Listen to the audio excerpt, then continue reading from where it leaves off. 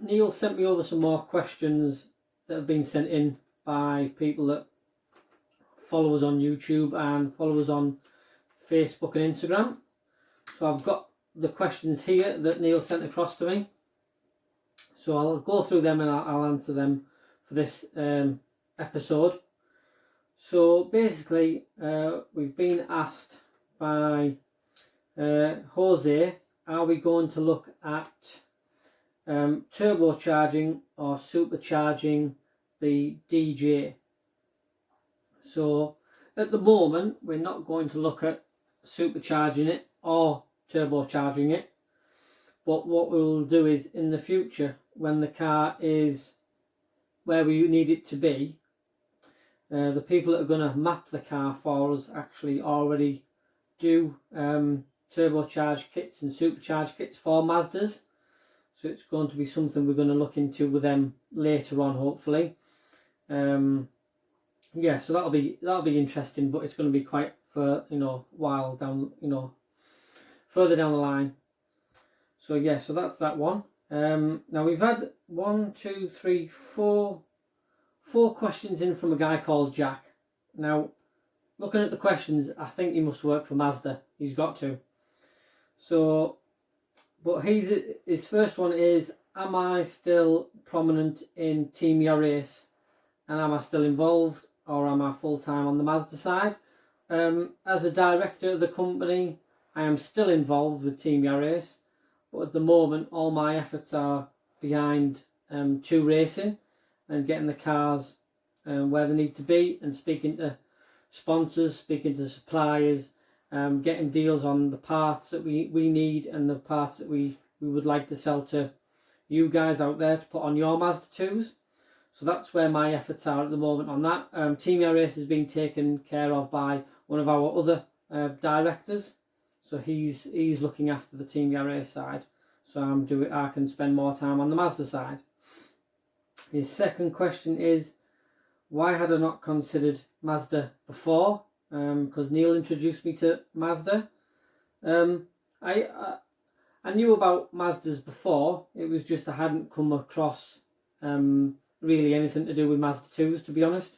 Mazda MX-5s, that's just normal, but not anything to do with Mazda 2s. So it was when Neil came up with the idea of looking at Mazdas, and he had one. He kind of took us out for a track day in that, at a beginner's guide to sprinting. We just really wanted to see what the DJ could actually do, because he's got a normal road going one. So it was very impressive on track, just straight out of the box with no mods on it. Even the instructor that was going round with us, even he was very impressed. So yeah, so it was it made sense we took the Yaris as far as we could go, really, to be honest, with ours. So we needed something else to look at, and obviously we give the Mazda a go, and yeah, it was fabulous out of the box. So it seems silly not to start looking at Mazda 2s, and obviously there's a massive following for the Mazda 2 in the UK anyway. So yeah, so it was just simple, really. His second question is, road driving, what's the greatest difference between the Yaris and the Mazda 2? Easily the suspension. Absolutely, hands down, the Mazda wins all the time, especially when it's the DJ versus the Mark III Yaris. Its suspension setup is just way better straight away, and the materials inside the car are just better. They're just a better quality. Don't know what the Mark IV Yaris is going to be like inside, but we'll just have to wait and see. If I had to recommend a second-hand small compact car, what would it be and why? Basically, I would recommend either a Mazda 2, or my friend had a Honda Jazz Sport. That was brilliant. That was great. He's got a little girl, so getting things in like the buggy and stuff like that, it was great for them to use it in that way. And that was a fun little car as well. So I'd probably recommend those two off the top of my head. If you have to make me give a choice. Somebody asked, I think it was a girl called Lucy, asked, the cars always look clean. How many times a week do we wash the cars? She says it's 3 times. To be honest, no, it's once a week, twice a week at the most. But I kind of like to build up the layers of sealant and wax, so the dirt doesn't get embedded into the paintwork. So then if you give it a quick wash off, it just comes straight off. So that's kind of what I do. So yeah, so we don't really, not 3 times a week, and it's just just wasting water. Somebody's asked, a gentleman called Oliver's asked, both 2Racing cars have strange looking alloys. So yeah, they're not common alloys that you see anymore. Neil's are a wheel called Panasports from Japan. They have, as far as I know, they are very expensive and very kind of rare. You don't see many about. They're quite hard to get hold of. I think he got them off a friend. And yeah, so they're about I think they're 14-inch on those, but they're dead light, really, really light, unbelievable. I think the tyre weighs more. For the DJ, for mine are Speedline. They remind me of the old 90s touring cars, so kind of they came up for sale, so I just had to have them. Plus they're they're really light as well. So yeah, so I just kind of, and they were white, so kind of, yeah, so they had to be bought. So that's what they are. So the Speedlines and Panasports for those. Why did we choose them? Yeah, because they were dead light and they looked really good. So that's why we chose them, Oliver. A guy called Cameron asked, is the Mazda 2 with its normal power fast enough for track days? Yes, it is. Yes. Just carry the speed through the corners. If anybody charges up behind you in a faster car, just move over, let them past. Don't put yourself in danger. But yeah, they're fast enough on fast enough on track.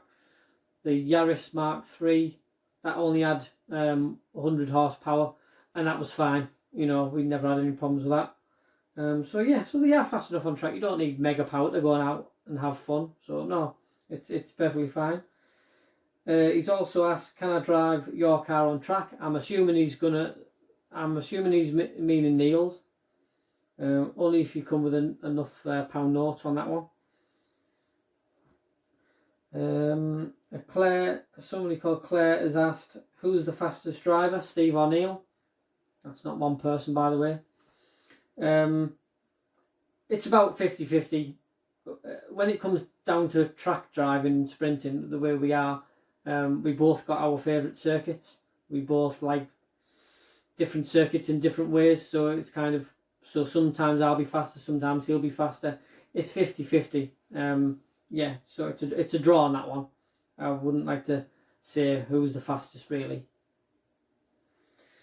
And somebody called Dave finally is asked, if he was to join 2Racing, what kind of support would he get out of it, and what would he get out of it?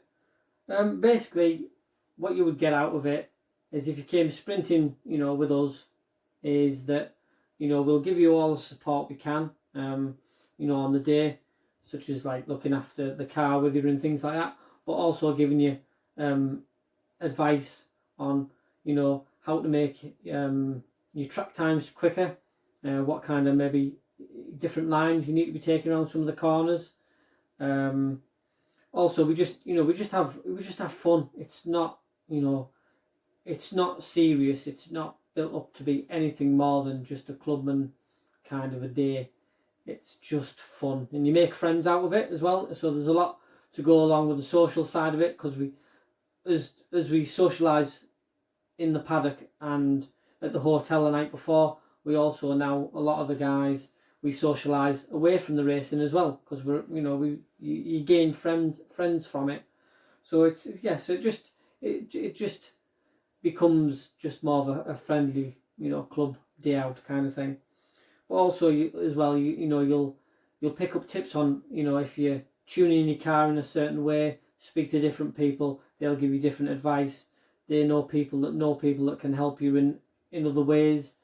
If you want to change your suspension, or you're thinking about different brakes or different bits and pieces, there's people there, that can give you help and advice. So that's what you get out of it. You get support and advice and just a fun day out. So yeah, so it's just all just fun really. So yeah, so I hope that answers your questions for this episode. Send in any more if you want to know anything else.